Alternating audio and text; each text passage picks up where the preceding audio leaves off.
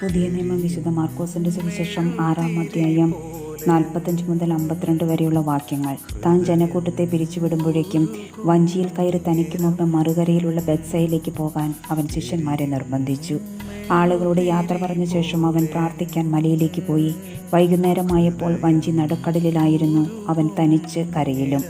അവർ വഞ്ചി തുഴഞ്ഞ് അവശരായി എന്ന് അവൻ മനസ്സിലാക്കി, കാരണം കാറ്റ് പ്രതികൂലമായിരുന്നു. രാത്രിയുടെ 4-ാം യാമത്തിൽ അവൻ കടലിന് മീതെ നടന്ന് അവരുടെ അടുത്തെത്തി.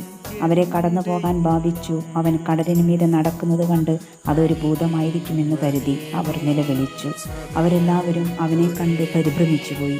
ഉടനെ അവൻ അവരോട് സംസാരിച്ചു, ധൈര്യമായിരിക്കുവിൻ, ഞാനാണ്, ഭയപ്പെടേണ്ട. അവൻ വഞ്ചിയിൽ കയറി. അപ്പോൾ കാറ്റ് ശമിച്ചു. അവർ ആശ്ചര്യഭരിതരായി, കാരണം അപ്പത്തെക്കുറിച്ച് അവർ ഗ്രഹിച്ചിരുന്നില്ല. അവരുടെ ഹൃദയം മന്ദീഭവിച്ചിരുന്നു.